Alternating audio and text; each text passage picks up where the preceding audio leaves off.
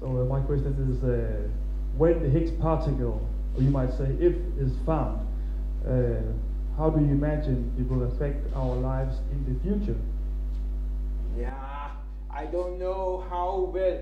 I mean, first of all, when you find it, you will get an important hint about what is the right theory. I mean, you will confirm that it is the right standard model if you find just the standard model Higgs. But you could find it modified in some way, and then you might learn something about the new theory, and it might have included some other particles you would then find. It could make predictions. But it is not obvious that we can use exactly the Higgs for so much.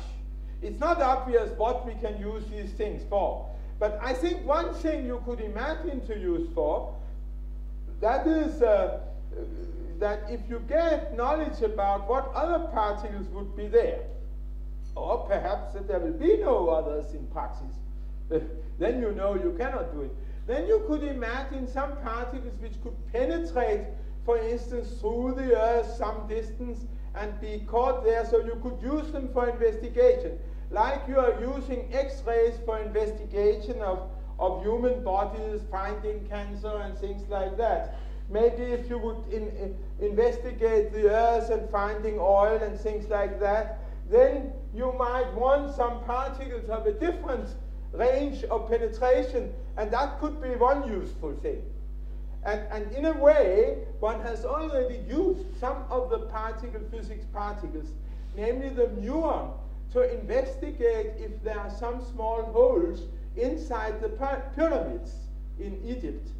Because the muons go through, and then you can see they lose more or less energy. If there's a little hidden chamber, then they lose less energy, and you can settle that from measurements outside the pyramid, and the pyramid is still there, but the muons went through, and you can in this way get information. But I think one usually says that the most important applications of these kinds of things is probably the ones we can't even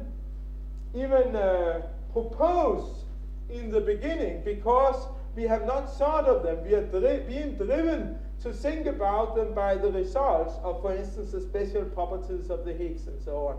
So I think the new things is the most important point. For instance, I think these crazy stories about an SI that is minimized and the Higgs is hated, this may give fantastic, if it was true, might be very useful. I mean, you would have some sort of gun torch, gawking quotation mark and so on.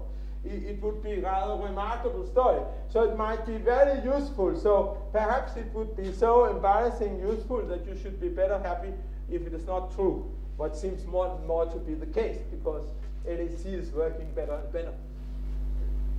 You assume that so-called gods wanted to have as less Higgs as possible, because Higgs is bad. Yes. Why is that? That is not a very convincing part of the story, but one looks at some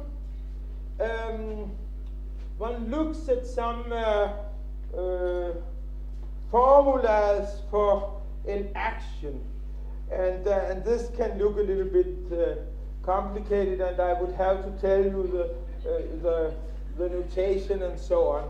So it's not very easy. But then one looks at different terms in that, and then one have dimensional considerations, and then one find out that there's one term that has another dimension than the others. And then if you assume that your parameters are given in a relatively simple way of order unity compared to the most fundamental parameters, then you come to the speculation that a certain term here is the most important. And that this would also be the case not only in the true action, but also in this SI, which should be minimized. And then you find out that this term, which becomes the most important in the standard model, that happens to be a term depending on the Higgs field, and just the Higgs field. So you say, so the Higgs field square integrated over all space and over all time, is the most important thing. We almost can forget the rest. And that means then, since this Higgs field square gets bigger exactly when you have a Higgs present, then you could say, so having Higgses gives precisely a lot of contribution to this quantity that should be minimized. And since the universe is not already filled with outrageously many Higgses, at least on that scale of the most fundamental constants, then you would say, so it is better because it's hated, so we should have as few Higgses as possible. But it's very important. We first argue by these dimensional arguments that the Higgs is very important. This was perhaps too short, but... Okay, we stop the questions now, and we're going to have a break of 10 minutes or so, and then Crayon is going to play. So let's thank Holger again.